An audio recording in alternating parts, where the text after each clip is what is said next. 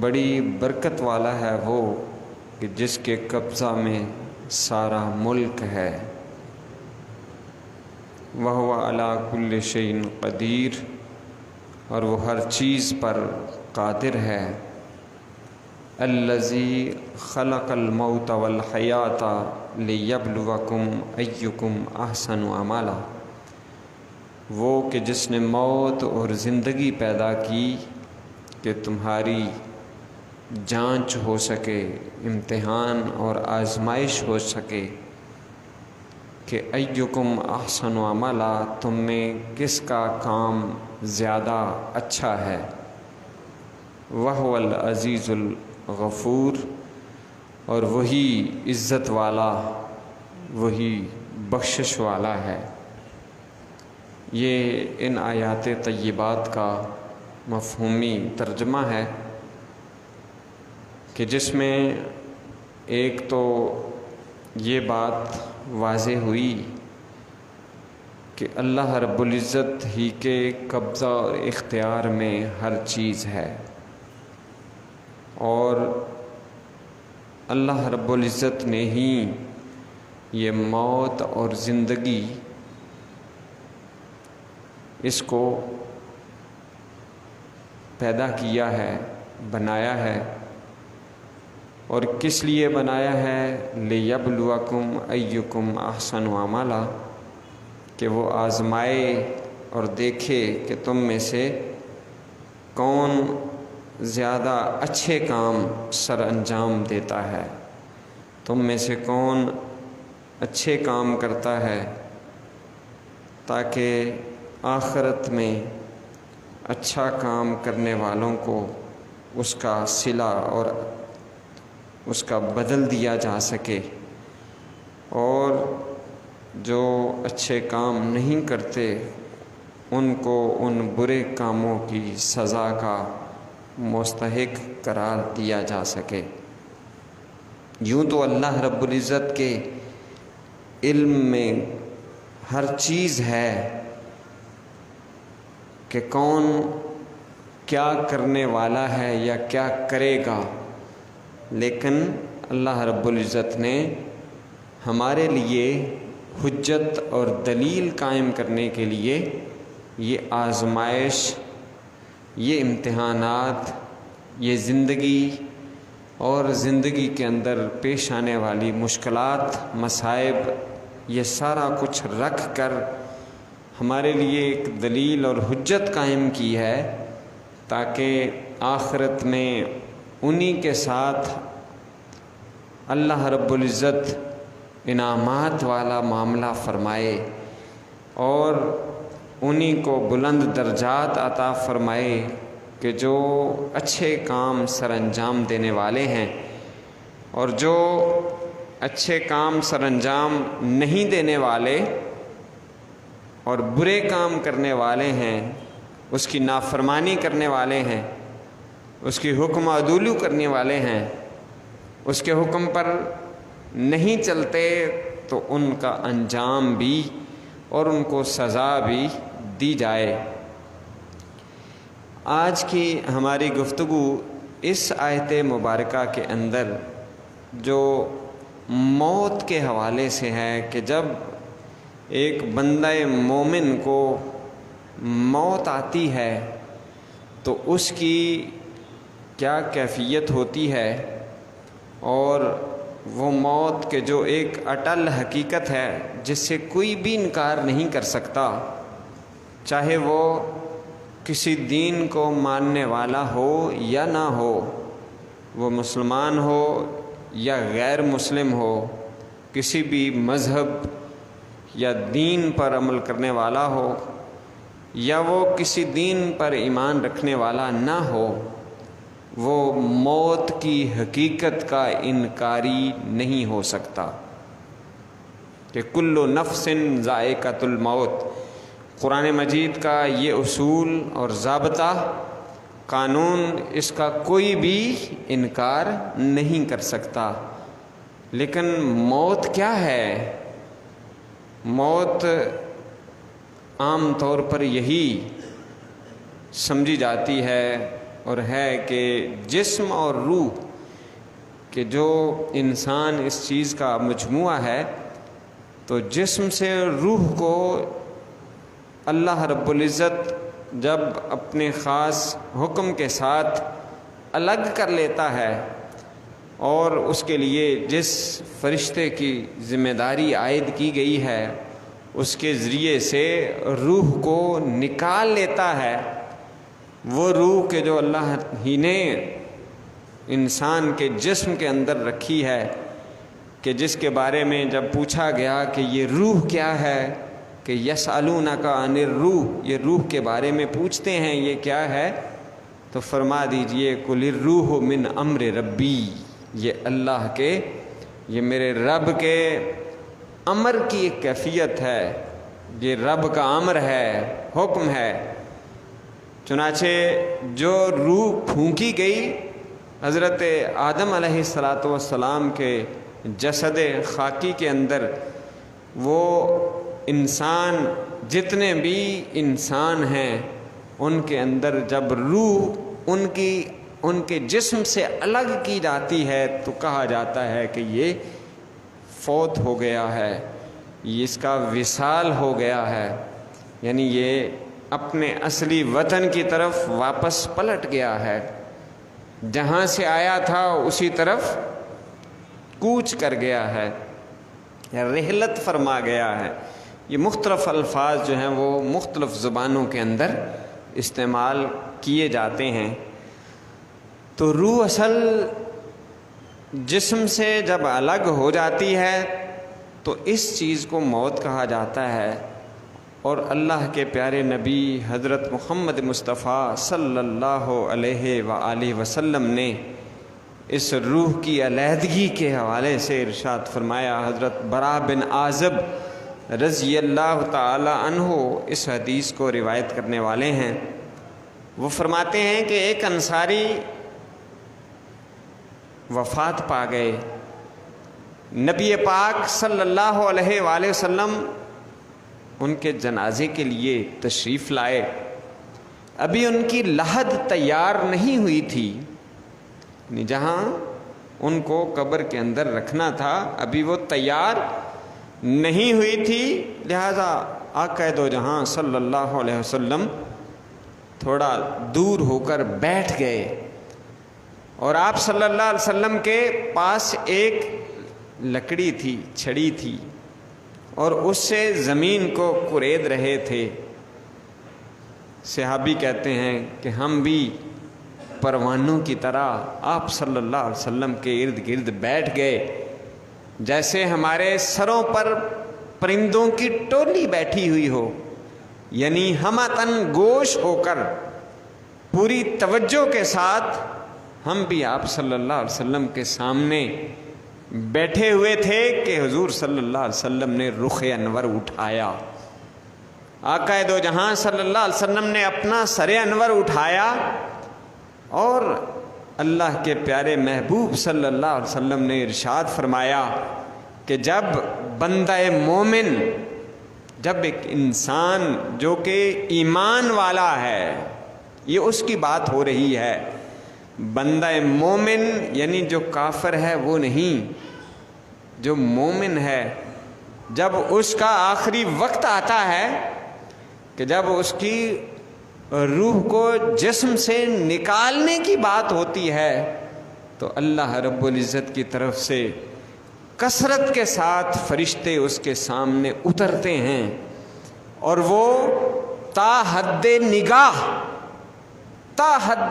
جہاں تک اس بندے کی نگاہ کی حد ہے اس حد تک وہ پھیل کر بیٹھ جاتے ہیں۔ اس کثرت کے ساتھ فرشتے اترتے ہیں کہ تا حد نگاہ وہ پھیل جاتے ہیں، بیٹھ جاتے ہیں، اور پھر ملک الموت آتے ہیں۔ ملک الموت یعنی موت کے فرشتے، حضرت عزرائیل علیہ السلام جن کا نام ہے، کہ جن کا کام ہی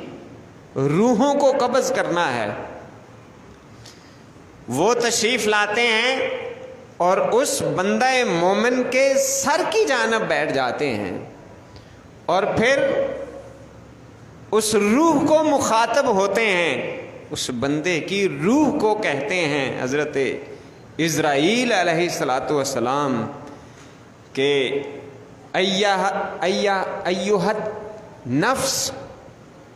ایہن نفس، اے نفس اخرجی، تو باہر نکل آ۔ یہ بندہ مومن کی روح کو جب نکالا جاتا ہے کہ جو نیک ہو، جو اللہ کی بندگی کرنے والا ہو، جو 5 وقت نماز ادا کرنے والا ہو، خوف خدا دل کے اندر رکھنے والا ہو، صاحب ایمان شخص کے لیے وہ ملک الموت جو خوبصورت شکل کے اندر آتے ہیں، حسین و جمیل شکل کے اندر آتے ہیں، تو وہ اس طرح سے، جس طرح ایک بد کردار شخص ہوتا ہے، کافر شخص ہوتا ہے، اس کے پاس جس کیفیت کے اندر آتے ہیں وہ ہیبت ناک ہوتی ہے، وہ ڈراؤنی ہوتی ہے، جس سے دل دہل جاتا ہے۔ لیکن بندہ مومن کے پاس خوبصورت شکل کے اندر، حسین صورت کے اندر، اور فرشتے بھی خوبصورت شکلوں کے اندر وہ نازل ہوتے ہیں، اور روح کو یہ کہتے ہیں کہ اخرجی، تو باہر نکل آ، اور اس کے اندر اللہ کی رضوان، اللہ کی رضا بھی، اور اللہ رب العزت کی بخشش اور رحمت کا بھی ذکر ہوتا ہے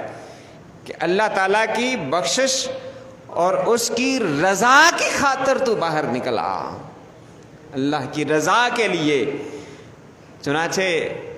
حضور نبی پاک صلی اللہ علیہ وسلم نے فرمایا کہ اس کی روح اس کے جسم سے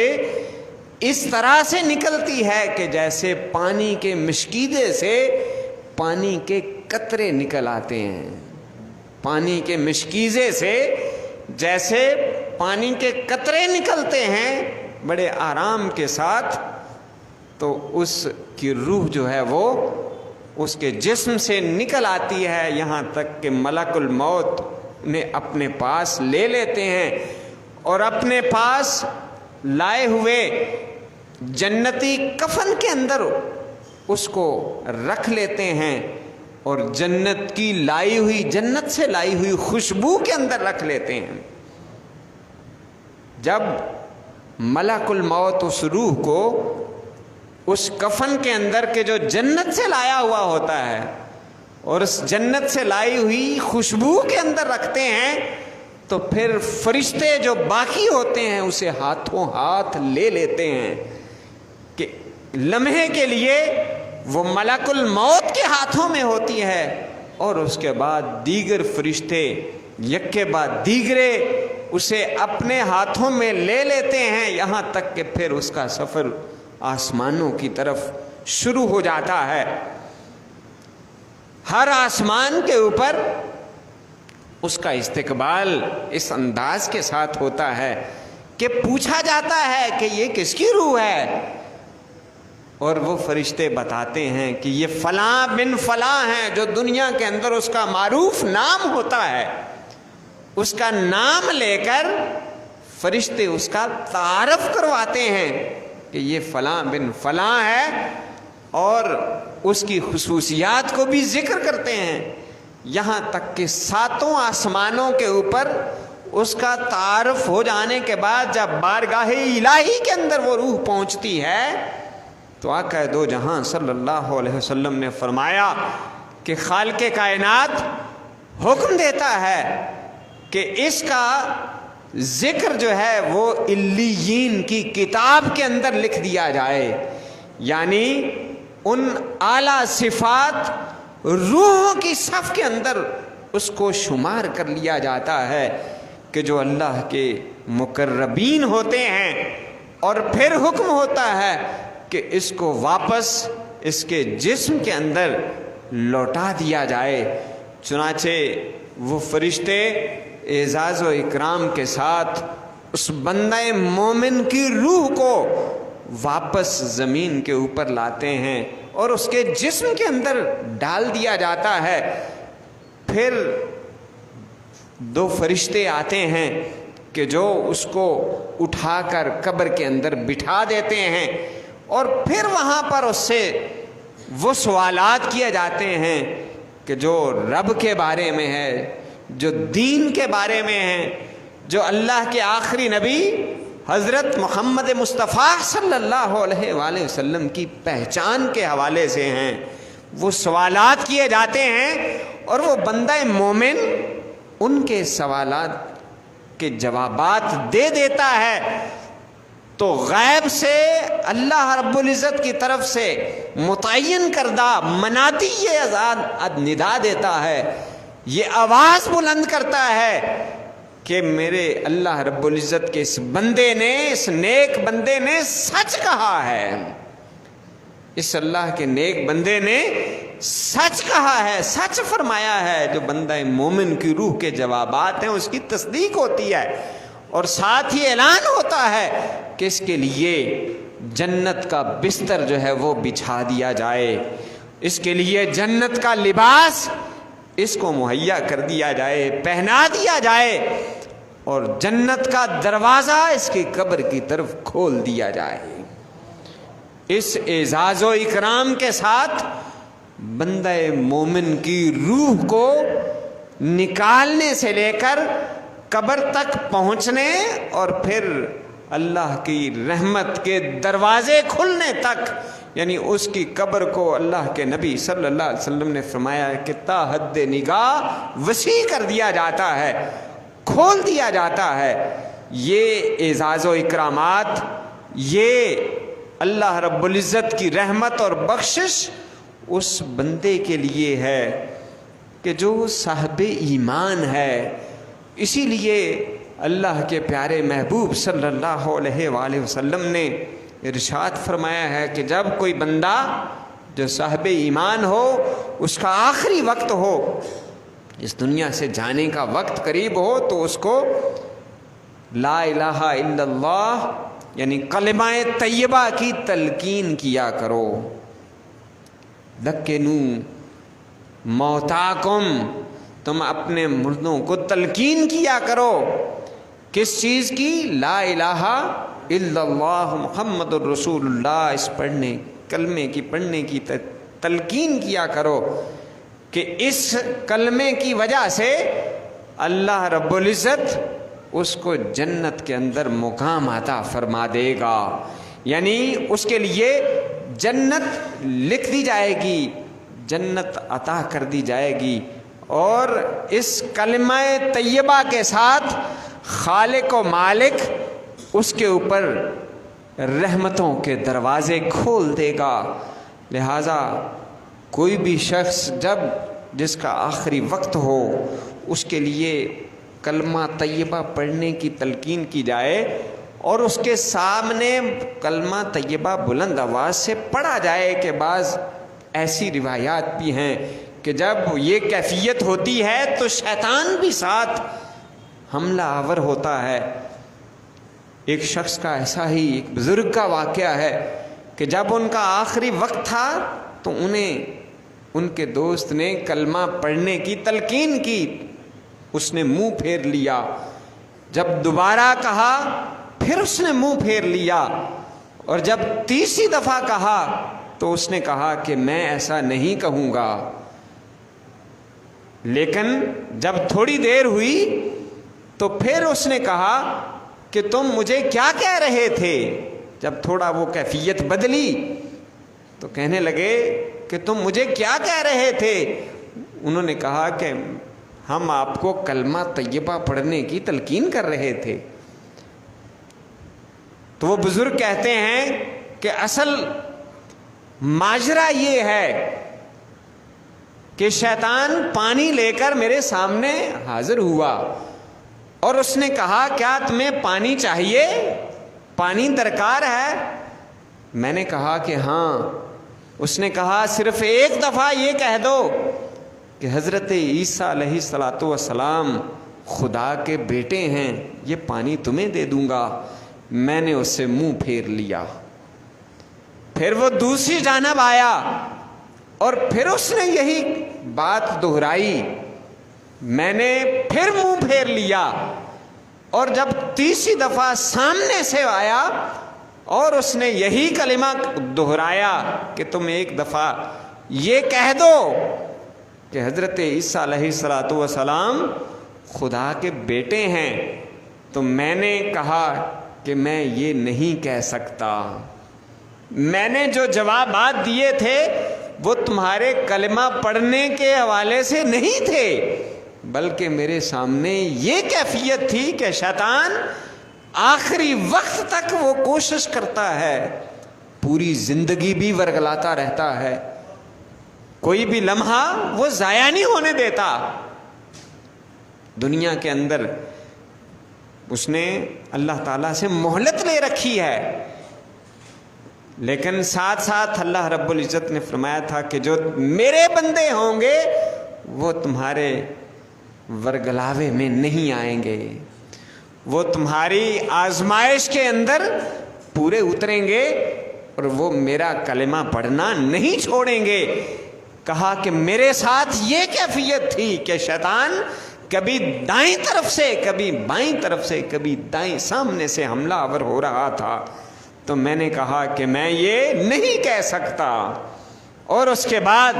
انہوں نے بلند آواز سے کلمہ طیبہ پڑھا اور اس دنیا سے رخصت ہو گئے۔ یعنی آخری وقت میں بس اللہ رب العزت سے دعا ہے کہ وہ خالق و مالک ہمیں آخری وقت کلمہ طیبہ نصیب فرما دے، کہ آقا دو جہاں صلی اللہ علیہ وآلہ وسلم نے فرمایا کہ من کانا آخر کلام، جس کا آخری کلام ہوگا لا الہ الا اللہ محمد رسول اللہ، دخل الجنہ، کہ جس کا آخری کلام یہ کلمہ طیبہ ہوگا وہ جنت کے اندر داخل کر دیا جائے گا۔ لیکن اس بات کو ملحوظ خاطر رکھا جائے کہ یہ موت ایسی اٹل حقیقت ہے کہ جو آدمی کے پیچھے لگی ہوئی ہے، کوئی پتہ نہیں کس وقت یہ ہم تک پہنچ جائے، لیکن ہمیں اس کے لیے اپنے آپ کو تیار رکھنا ہے، اور اس کا بہترین طریقہ یہی ہے کہ آدمی اللہ رب العزت کا خوف اور ڈر اپنے دل کے اندر رکھتے ہوئے ہر اس کام سے بچنے کی کوشش کرے جسے اللہ نے منع فرمایا ہے، اور ہر وہ کام کرنے کی کوشش کرے کہ جس کا اللہ اور اس کے رسول صلی اللہ علیہ وآلہ وسلم نے حکم ارشاد فرمایا ہے۔ اور دو چیزیں ہیں کہ جن سے آدمی بہت خائف ہوتا ہے، ڈرتا رہتا ہے، ان میں سے ایک موت ہے، اور یاد رکھیں کہ موت جو ہے یہ ایمان کی حفاظت ہے، بندہ مومن کے ایمان کی حفاظت یہ موت ہے۔ اور رسول اللہ صلی اللہ علیہ وسلم نے فرمایا دوسری چیز جس سے بندہ خائف رہتا ہے وہ ہے مال کا کم ہونا، آدمی کے پاس مال و دولت کا تھوڑا ہونا، کم وسائل ہونا، اور ساتھ فرمایا حالانکہ کم مال کا ہونا یہ آدمی کو آخرت کے کم حساب کی طرف دلالت کرتا ہے، کہ جتنا مال کم ہوگا اتنا ہی آدمی کا حساب کتاب بھی کم ہوگا، اور جتنا مال و اسباب، مال و دولت زیادہ ہوگا آخرت میں اس کا حساب کتاب بھی زیادہ ہوگا۔ یہ میں اس مال کی بات کر رہا ہوں جو رزق حلال آدمی کماتا ہے، یہ اس کی تو بات ہی نہیں ہے جو حرام ہو، وہ تو وبال ہے، وہ تو سراسر عذاب ہے، وہ تو آدمی کے لیے گلے کا توق ہے، وہ تو آدمی کے لیے آگ کا توق ہے، آگ ہے، وہ ایندھن ہے کہ جس کے ساتھ آدمی اپنے آپ کو ہی جلانے کا انتظام کرتا ہے۔ میں اس کی تو بات ہی نہیں کر رہا، یہاں پر اس مال کی بات ہو رہی ہے کہ جو رزق حلال کے طریقے سے رزق حلال آدمی کماتا ہے۔ حضور نے فرمایا جتنا تھوڑا ہوگا حساب بھی اتنا تھوڑا ہوگا، کم ہوگا۔ اور حضرت عبد الرحمن بن عوف رضی اللہ تعالی عنہ، حضور نبی پاک صلی اللہ علیہ وآلہ وسلم نے فرمایا کہ یہ عبد الرحمن بن عوف کہاں ہے؟ بلایا گیا، حاضر ہوئے، فرمایا کہ تم کیا کرتے ہو؟ تم نے بڑی دیر کر دی، میں نے خواب میں دیکھا سارے صحابہ جلدی جلدی حساب کتاب سے آ رہے تھے، تم سب سے لیٹ تھے اور پسینے آئے ہوئے تھے، کیا کرتے رہتے ہو؟ حساب کتاب کے اندر تم بہت دیر لگا دی تھی۔ یہ اس عبد الرحمن کی بات ہے کہ جو راہ خدا کے اندر خرچ کرنے میں دریغ نہیں کرتے ہیں، جو جہاد کے لیے بھی اپنا مال صرف کر رہے ہیں، جو غرباء اور مساکین کے لیے بھی اپنے مال کو وقف کر رہے ہیں، صحابی رسول ہیں اور عشرہ مبشرہ کے اندر شامل ہیں، اس صحابی رسول کی بات ہو رہی ہے کہ حساب کتاب دینے میں تو دیر کر دی تھی، کہ جتنا زیادہ مال ہوتا ہے اتنا زیادہ حساب دینا پڑتا ہے۔ عرض کی حضور کیا کروں؟ فرمایا راہ خدا میں دو۔ اللہ کے حکم، اللہ کے پیارے نبی صلی اللہ علیہ وسلم کے حکم کے مطابق اپنا مال کثرت کے ساتھ انہوں نے اللہ کی راہ میں دیا۔ کہنے کا مطلب یہ رزق حلال بھی، اس کا بھی حساب کتاب دینا پڑتا ہے۔ تو آدمی ان دونوں چیزوں سے ڈرتا ہے، لیکن یہ ڈرنے کی نہیں ہے، عبرت کی چیزیں ہیں کہ آدمی دنیا کے اندر اتنا تگ و دو، اتنا مصروف رہتا ہے کہ اس حقیقت کو بھول جاتا ہے، باوجود اس کے جانتا ہے میرا دادا تھا، پردادا تھا، نانا تھا، پرنانا تھا، میری والدہ تھی، اس کی والدہ تھی، اس کی والدہ تھی، اس کے والد تھے، نہیں رہے، میں نے بھی چلے جانا ہے۔ اس حقیقت کو جانتے ہیں، میں بھی جانتا ہوں، آپ بھی 100% جانتے ہیں کہ اس دنیا سے چلے جانا ہے۔ پھر ہم گناہ کو کیوں نہیں چھوڑتے؟ پھر ہم دوسروں کو تنگ کرنے سے باز کیوں نہیں آتے؟ پھر ہم اللہ کی نافرمانی والے کاموں سے بچتے کیوں نہیں؟ موت کو یاد کیوں نہیں رکھتے؟ کیوں وقتی طور پر اس جملے کے اندر الجھ جاتے ہیں کہ جب موت آئے گی، آنی ہے جی، دیکھا جائے گا؟ یہ انتہائی غفلت والا جملہ ہے اور یہ بے پرواہی والا جملہ ہے، اس سے ہمیشہ بچا کریں اور ہر وقت اللہ تعالیٰ سے معافی طلب کرتے رہا کریں۔ اللہ رب العزت سے دعا ہے کہ وہ خالق و مالک